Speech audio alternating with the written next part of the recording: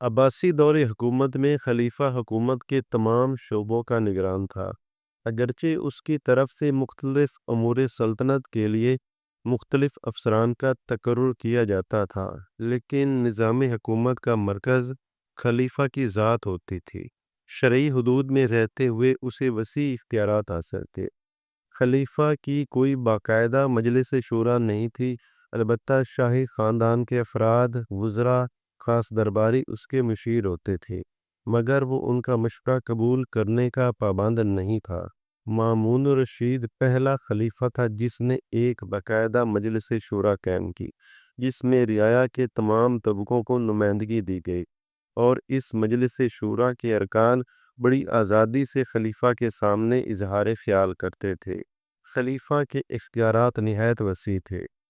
اگرچہ عدالتوں کا شعبہ الگ سے قائم تھا اور قاضی خلیفہ کے پابند نہ تھے، لیکن انتظامی اور سیاسی امور میں خلیفہ کو مکمل آزادی حاصل تھی۔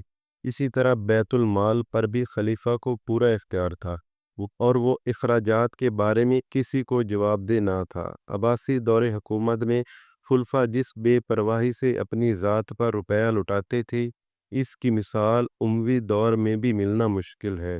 حکام اور عہدے داروں کی تقرری اور معزولی خلیفہ کی پسند اور مرضی پر منحصر ہوتی تھی، البتہ چھوٹے اہلکار افسران اعلیٰ کے احکام سے معزول ہوتے تھے۔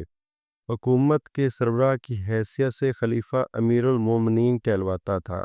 خلیفہ کا منصب موروثی تھا، جس کے لیے انتخابات منعقد نہیں ہوتے تھے، البتہ اہم افراد سے بیعت ضرور لی جاتی تھی۔ یہ ان کی وفاداری اور رضامندی کا اظہار ہوتا تھا۔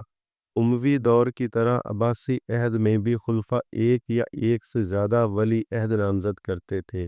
اس رسم کا نتیجہ یہ ہوا کہ شاہی خاندان میں اختلافات پیدا ہوئے اور اسلامی ممالک کئی بار خانہ جنگی کا شکار ہوئے۔ خلیفہ کے مرنے کے بعد ولی عہد کی دوبارہ بیعت ہوتی تھی۔ ارکان حکومت اس موقع پر حاضر ہوتے تھے۔ بیعت کا طریقہ یہ تھا کہ جھک کر خلیفہ کے ہاتھ پہ ہاتھ رکھ کے اس کے ہاتھ کو چومتے اور نہایت تعظیم سے واپس ہوتے۔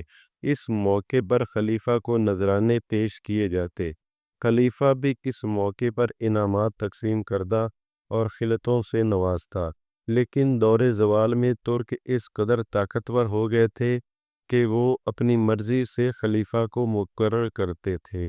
بنیادی طور پر اسلام کا سیاسی نظام جمہوری ہے، اور خلافت راشدہ میں خلیفہ وہی منتخب ہوتا تھا جسے مسلمانوں کی اکثریت کا اعتماد حاصل ہو، جو احکام دینی اور سنت نبوی کی پیروی کرے۔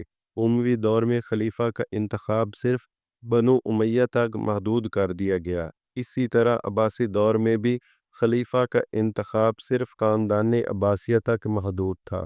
اکثر خلفاء اپنی زندگی میں جانشین مقرر کر دیتے تھے، جس کی تخت نشینی پر لوگ اس کی بیعت کر کے اس امر کا اظہار کرتے تھے کہ انہیں خلیفہ کی نامزدگی قبول ہے۔